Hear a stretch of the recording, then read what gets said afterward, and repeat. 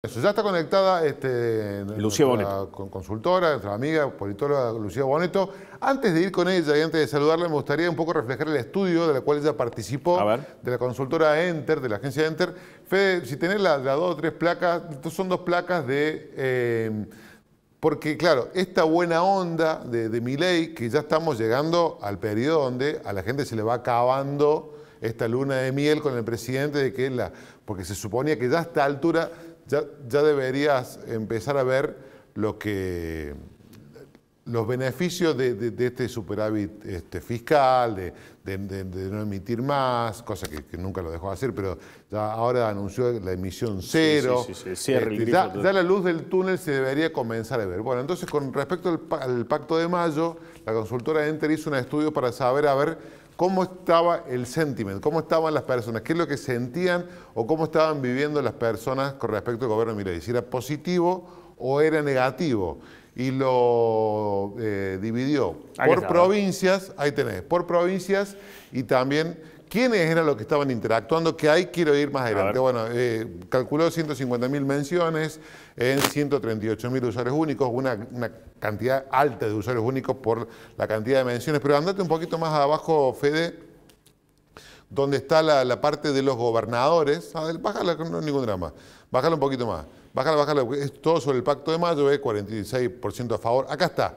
Los gobernadores, en esa, mirá, los gobernadores, ¿qué pasa en las provincias con respecto al sentimiento del Pacto de Mayo? Y ahí tenemos que predomina lo verde, que hay muy buena onda, a excepción de algunas provincias. La Pampa, mira la Pampa. Bueno, fíjate que las que tienen pico son las provincias que las podemos identificar como opositoras o como kirchneristas. Tenemos a La Pampa, a la provincia de Buenos Aires y a La Rioja. Son los tres principales picos.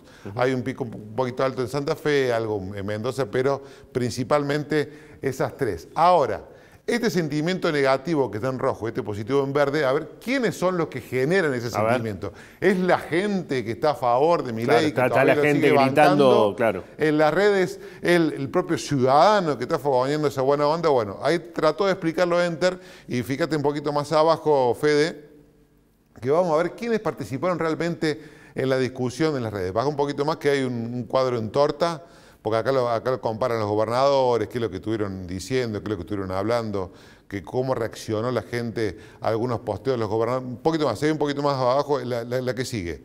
A ver, ¿quiénes estuvieron posteando? Mira, la próxima torta, porque esto es las palabras claves del pacto. Los promotores. ¿Quiénes estuvieron posteando en estos sentimientos positivos o negativos del presidente? Principalmente el 36%, los influencers, el troll center los militantes de la Libertad Avanza y del PRO, un 36%. Después los influencers claro, acá, en azul, los de la contra. Los dirigentes políticos, el 11%. Y ya con un 30% los medios. O sea, que este sentimiento... Bueno, 100% esa es la pregunta, microclima. Vamos, claro, ahí por eso la tenemos a Lucía Boneto conectada, a ver si realmente el sentimiento positivo es realmente de los ciudadanos o está fogoneado lleno de anabólicos por un montón de influencias que están tratando de llevar esa tendencia. Sostener el microclima. Y sostener la buena onda. ¿Cómo anda, Lucía? Buenas noches, gracias por estar. Hola Juan, hola Diego, ¿cómo están? Buenas noches, un placer siempre estar con ustedes. Y me gustó la expresión de anabólicos, me parece que está interesante. Claro, pero digo, si vemos quiénes son los que postean, falta el público común. Falta el pueblo de eso. Ahí no está el pueblo. ¿Dónde está el pueblo, Lucía? Bueno, interesante ahí lo que están diciendo, ¿no? Desde dónde se está dando, digamos, la comunicación política hoy y sin duda cuál es el rol que están teniendo estos influencers, que sabemos que en buena medida, digamos, el aparato de la Libertad Avanza lo tiene bastante manejado el tema.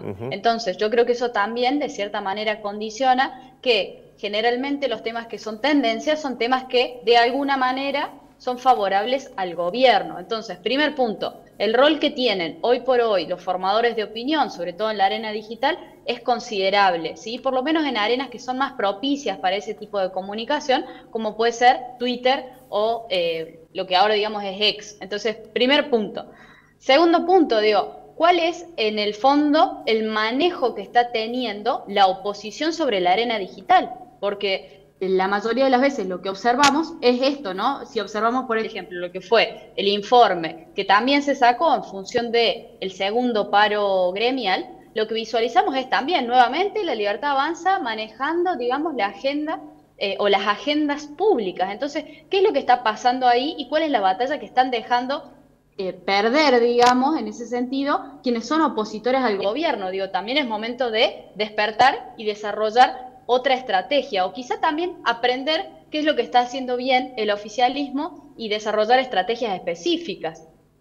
Ahora, Lucía, está bien, todo eso lo entiendo, pero es para no deja de ser un espacio que es una red social que justamente cuando está manipulado, está influenciada de esta forma desde estas usinas, peca también de insistir o de cerrarse a sí misma y ser aún más un microclima. Digo, la pregunta es, hace poco te cuento lo que me pasó en un supermercado, y esto es totalmente verídico. Estaba escuchando... No entiendo por qué mentiría. No, porque es posta que fue así. Estaba esperando para pagar y escuchaba a dos personas que estaban contando que le estaban pasando mal. Bueno, sí, laburo, qué sé yo, bla, bla, bla. Y en un momento dice, bueno, hay que bancarlo loco porque del otro lado, viste, lo peor, la esperanza es lo último que se pierde. Y queda, viste, la sensación de... Creo que la otra vuelta también te lo había preguntado, de, bueno, más allá de este microclima de redes, la esperanza cuánto dura en el resto de la sociedad, que es la que está sosteniendo, la que está pagando realmente el ajuste en base a menos consumo, en base a menos ingresos, en base a resignar cosas. Lo contabas vos el otro día. Todos los datos que mostramos, no hay ninguno que muestre alguna mejoría en nada. O sea, en todo estamos peor que hace 6, 7, 8 meses. Desde el punto de vista de tu disciplina, digo, ¿qué riesgo hay inclusive que la discusión en la red no se transforme en algo totalmente endogámico, separado, escindido de la realidad? Mira, te voy a contar algo. Hoy justamente Pulsar UBA, que también es una consultora que se dedica a hacer estudios de opinión pública, sacó hoy un informe que se llamaba Creencias Sociales 2024. Tiene una edición 2023 y una edición 2024. En la 2024 identifica que el 47% de los argentinos dice no estar interesado en política. Claro. Entonces, es esperable lo que vemos ahí. ¿Por qué? Porque buena parte de estos informes, si bien recopilan información sobre Facebook y sobre Instagram también, pero principalmente lo hacen sobre Twitter. Y no nos olvidemos que es una arena súper fértil para el desarrollo de un montón de identidades como trolls, como bots. Entonces, yo tendría cuidado, digo, también en esta idea de los microclimas. Sin duda hay que prestarle atención. Ahora, lógicamente creo que si bien es minoritaria la posición del sentimiento negativo hacia lo que fue el Pacto de Mayo, que puede explicarse por diferentes motivos, lo que tenemos que empezar a ver es que yo creo que en ese sentido sí hay algo de real, que tiene que ver con esto que decís vos, digo, lo que pasa en lo digital, pero lo que pasa en los hechos también, del mundo real, por así ponerlo, es un hecho de que no estamos viendo resultados. Digo, claro. Ok, la inflación baja, sí, un poco, pero digo, retomemos la introducción del programa que hacían ustedes recién. Hace falta de nuevo solicitar cuotas para terminar de pagar bien en muchos casos. Entonces, guarda ahí, porque si la economía no despega, va a tener problemas el oficialismo. Y te agrego algo más, recién mencionabas lo de la esperanza. Es interesante ver el informe de Creencias Sociales, porque lo que afirmaba en el día de hoy es que justamente lo que empieza a pasar es que de repente los usuarios, sobre todo aquí en Argentina, valoran más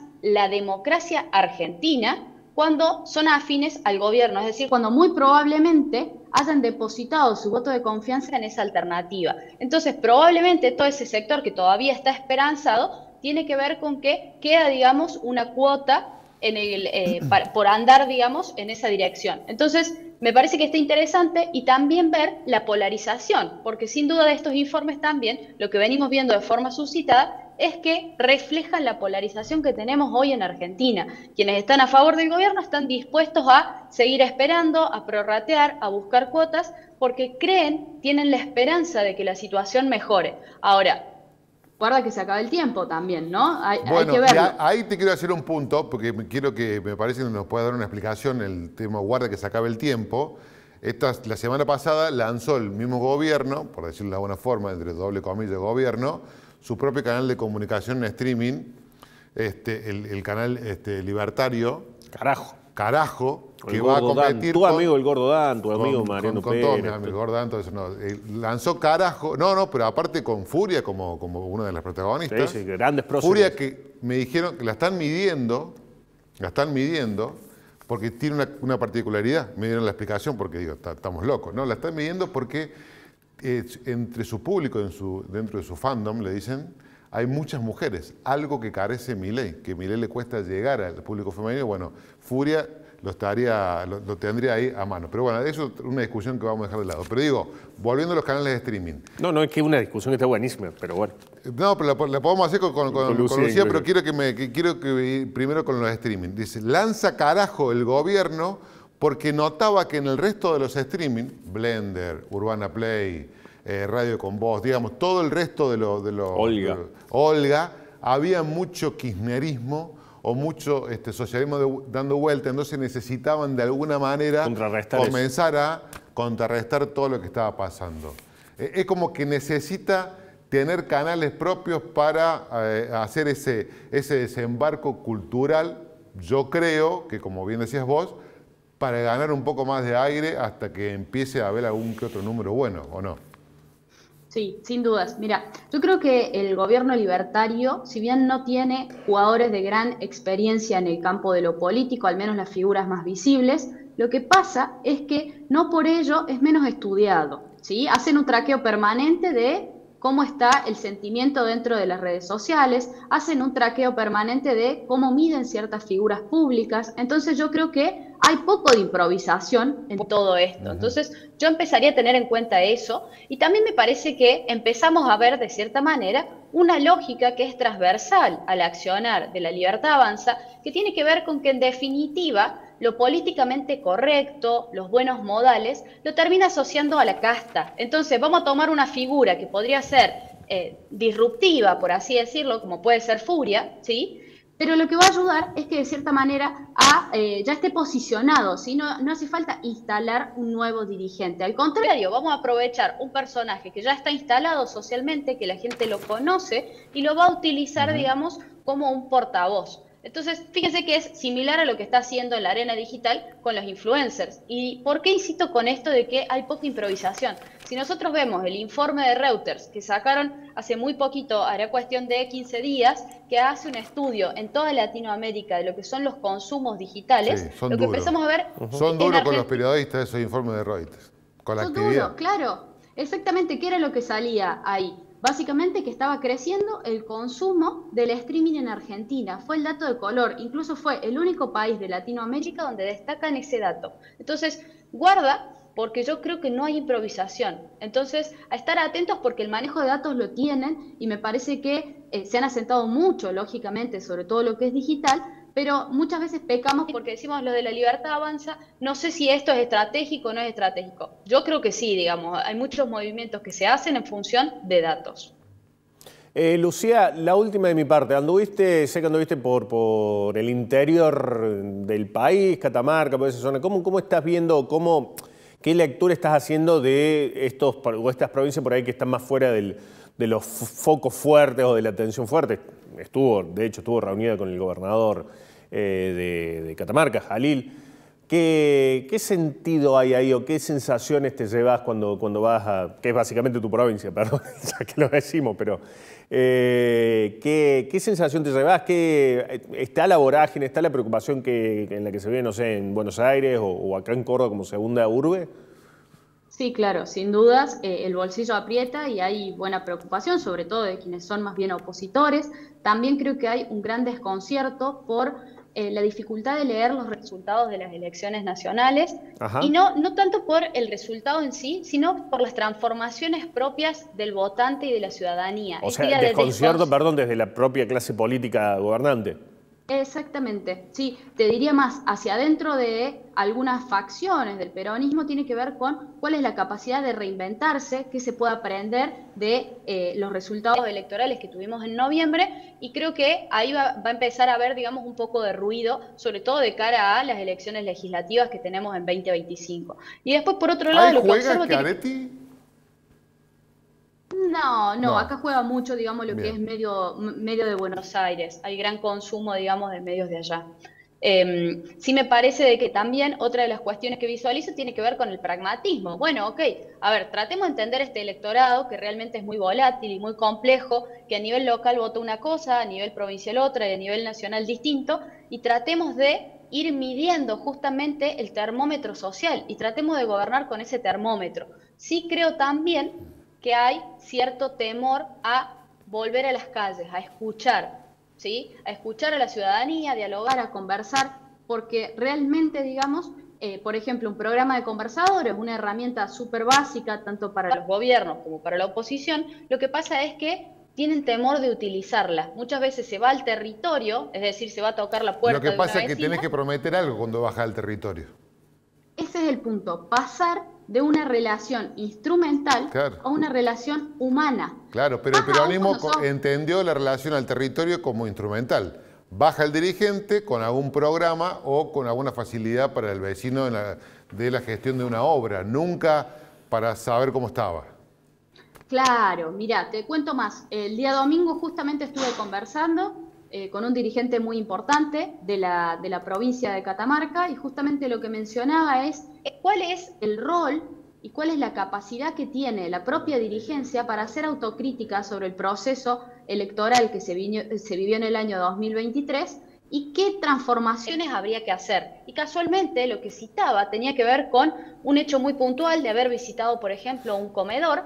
Y en el comedor, cuando llegó, le preguntó y dice, disculpe, ¿cuántas personas comen acá? 180. Ajá, bueno, pasó a la cocina y cuando pasó a la cocina vio que la olla era muy pequeña. Dice, acá no hay ninguna manera de que coman 180 personas. Entonces, ¿cuál es la reflexión que hace? Es, ok, bueno, no podemos ser cómplices de todas estas situaciones. Entonces necesitamos cambiar porque evidentemente en algún momento ese modelo funcionó, pero ya no funciona más. Entonces, ¿cuál es el grado de apertura que existe hacia adentro de las estructuras partidarias tradicionales para provocar estos cambios?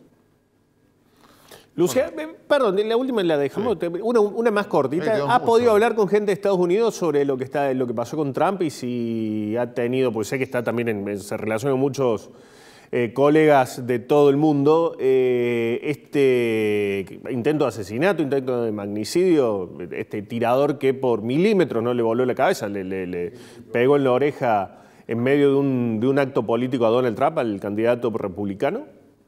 Sí. Se está investigando el caso. Sí me parece que es importante que nosotros lo contextualicemos y sepamos que este hecho es un hecho más que se da en una era que llamamos la espectacularización de la política, esta idea del show, ¿no? De la necesidad de mostrar. Entonces, hay dos grandes versiones, una que está más bien vinculada a que fue algo prearmado, premeditado. Entonces, la pregunta ¿es necesario llegar a ese extremo? ¿Por qué? Porque hay personas que dicen, ¿cómo van a dejar llegar a un francotirador a menos de 150 metros? Se salvó porque de casualidad movió la cabeza, pero bueno, digo, todas esas cuestiones, ¿está armado o no está armado? Y ahora, si no está armado, que es la segunda vertiente, tenemos que dejar de normalizar la violencia política, porque no nos olvidemos que nos parece lejano, uno habla de Estados Unidos, pero aquí en Argentina, claro, en el año 2021, ¿se acuerdan que justamente balearon a un diputado en Corrientes, en agosto? Después tuvimos el intento de magnicidio a Cristina,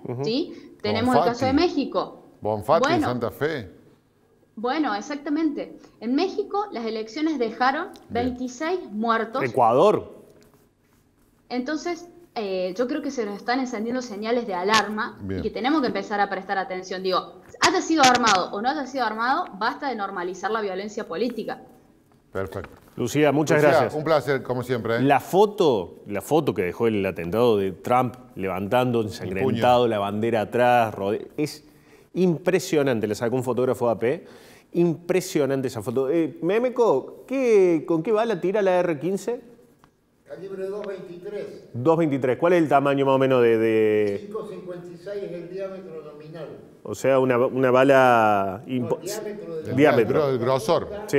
Es 5,56. 5,56. Si eso te pega 1 centímetro más, ¿qué le pasaba a Trump? Y no lo mataba. Lo mataba. Porque dijo otra cosa de fuera de cámara, pero vamos a decirlo mataba. No, perdón, sí, dijo, sí. No. Memeco sabe mucho, nuestro cameraman sabe mucho de de armas. Por eso le preguntamos, porque la verdad fue impresionante la imagen, impresionante.